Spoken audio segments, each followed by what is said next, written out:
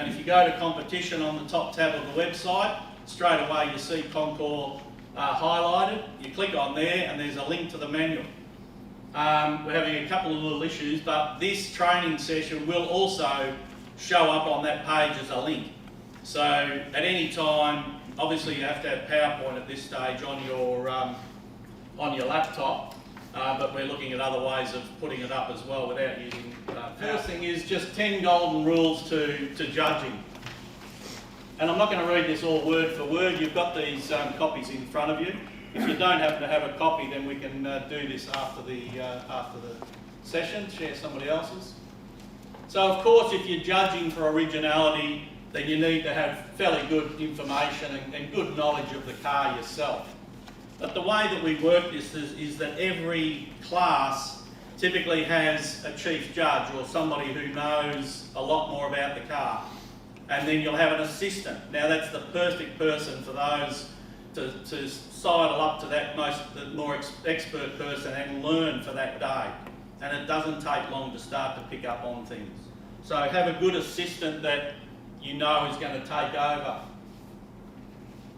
Check the entry form. Just make sure that the identifying numbers make sense to the year and the model of the car. Follow the score sheets in their order, and we'll explain that in a bit more. Note the points of deduction for all the incorrect or unsatisfactory items. Score each section fairly and consistently. And this is what this procedure has been our aim all along, is really just to try and make it more and more consistent. Believe it or not, we've tried not to make it more and more complicated. Even though some think it's more complicated, but when it comes down to it, when you're scoring something, we want to have consistency. And as time goes on, in the next 2-5 more years per car, we try not to spend more than 30 minutes. And you think, gee, it seems a long time.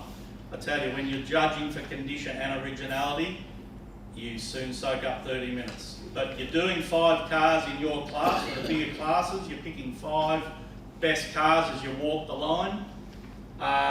There's 3 hours, 2.5 hours straight away, so it soon goes. Do not take advice from onlookers and anxious owners. That can be a real problem, especially for people who are first time at Concours. You know, we have to be careful how we treat them, but you can just say to them, sorry, you know, the procedure is, if they're sitting right there with their deck chairs at the back of their car or walking around, say, I'm sorry, just the procedure while we're judging is you need to be just out of earshot so we can, you know, talk.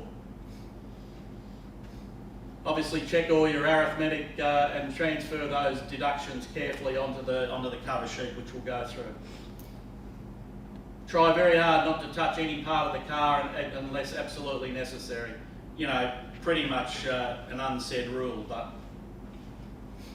And when any doubts occur, then especially when you get down to your final placings, then refer to your Concours Register coordinator who sits on our committee. Also, you can feel free to contact Matthew Magilton on the day as well. And the important thing is here that they are simply, as I said, recommended deductions, nothing more than that. Really, it's up to the person on the day to control what they're doing, but all we're trying to do again is add some consistency. So if you were to judge the car today and you were to judge the car in 4 weeks' time, unless something's changed, somehow the point should be somewhat there. So recommended.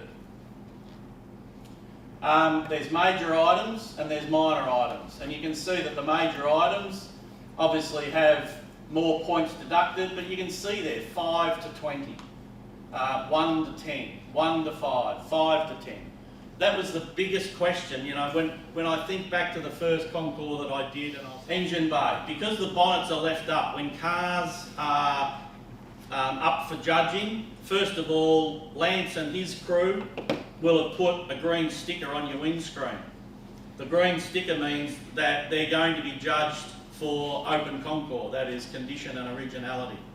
So just make sure inside your own registers and yourself that the car has a green sticker.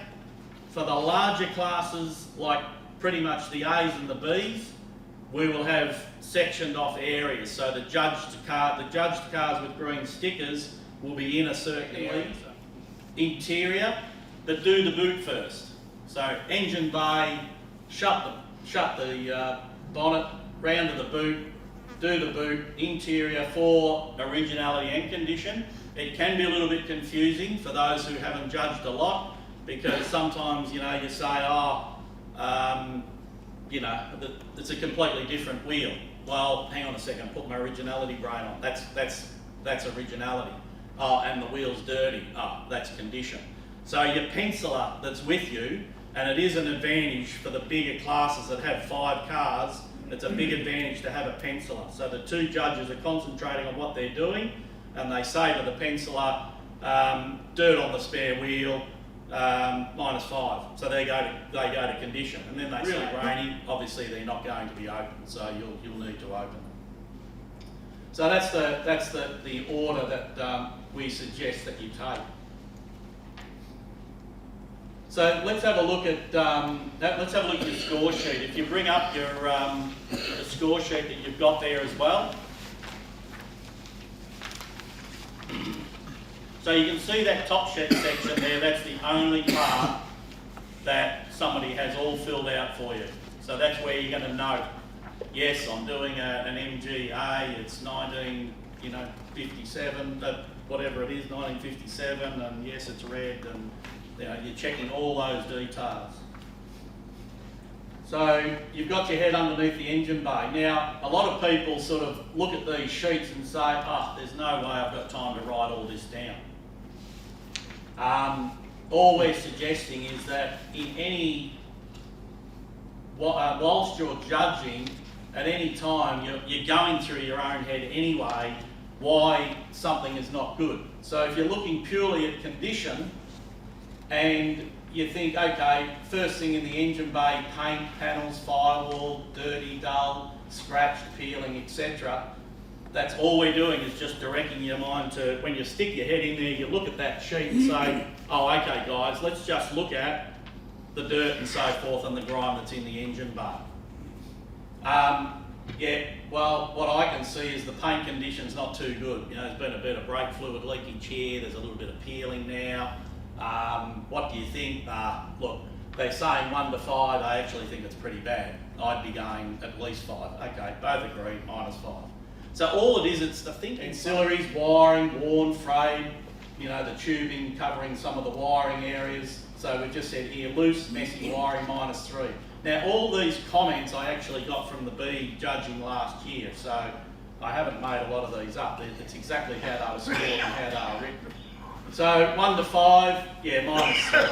So again, for those people who aren't so schooled in what to give, it just gives them a guideline, somewhere between 1 and 5. Okay, somewhere in the middle. Okay, so then you're moving on to the interior, as we said, and you can see here the very first part of the interior is boot. So it's leading you into the order that we spoke about to start with, that we're trying to get that boot lid shut. The dash is dull, it's got some scratches on it on the vinyl, -3. Guidelines 1 to 10, pretty open. But when you think about some of the dashes and the condition of some of the dashes, it needs to be pretty open. You've got lots of different things. You have some models that have painted dashes and wood grain and vinyl, and you know, so once again it's just a generalisation. You choose where that's at. Okay, so engine bay, boot. Hang on, where are we? Sorry. Now, if we jump forward, and we've done every part of the engine bay, every part of the interior, then you've got a total. And you can see there that you don't need a lot of writing down. It doesn't typically work to having a lot there. And if you've got more in the trim than what fits in the box, as I said, you just do what you can do and shorthand it as much as you like. So you've got 2 totals already. You've got the engine bay -14 and you've got the interior -30. Another way of really doing this in progression, so bear with me here. So we've done condition for engine bay. The total was the total there was minus 14. Look at your front sheet, and that's your summary sheet of all your scoring, and that minus 14 transfers across to there, and that gives you 86. So you've done the condition of the engine bay. It came up with a total of minus 14 points. The total possible is 100. He got 86 out of 100. The interior, the total was minus 30 in deductions.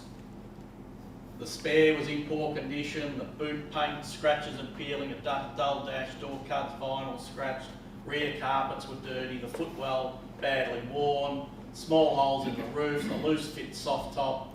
All of those minor deductions all added up to minus 30. Out of 100, minus 70. Interior the same. Once you've done the underbody the same, you get a complete total condition score of 300. And that is out of 400. Exactly the same procedure. These two deduction sheets will be at the front of your judges folder. So when you get the class that you're doing, you'll receive a folder from admin desk, and you'll have that folder. It'll have the two condition and originality sheets at the front side pocket, and then you'll have all those who have entered in your class will be under the key. You've already done, as you know, you've done the engine bay and you've already done the boot. We're just using this as the example. We're going to the exterior and the underbody. Purely just some examples. The exterior body paintwork. So you're just leading the two judges, the head judges probably just reading this out and saying, oh, you know, let's look at the, you know, we're down to point 4, let's look at the exterior paintwork. It just gives you a guide, because it's incredibly confusing sometimes when you're on your 4th or 5th car, or even on your 3rd car. It's easy just to forget, oh, hang on, we haven't checked the lights, or, oh, hang on, did we actually, you know, check the bonnet fit, or did we check the panel fits? So it's just a guide to step you through. So what does it say there? Underguards, not body colour, minus 5. So 5 to 15, again a fairly broad suggestion, up to you guys. A minor item, an incorrect minor item or component or car set fitted, air vent mesh, minus 3. Underbody, total came to minus 14. There's what, 1, 2, 3, 4, 5, 6, 7, 8, 9 things that were commented on. Sometimes there's less, sometimes there's a lot more, and sometimes they're a lot more shorthanded than that. Obviously exhaust can be EXH. We can work it out, or you guys can work it out. Again, it's for your benefit as much as anybody else's. So the underbody came to minus 14 in originality. You've got those two columns there on your summary sheet: condition, originality, underbody. Came to minus 14, 50 minus 14, 36. 50 minus 14, 36. Do all your totals, do a double check down your condition, do a double check and check everything on your originality. Total condition came to 300. Total quality, originality came to 88. Your total score, 388. What's my name? What's your name? Who's the second assistant or the penciler? You're done.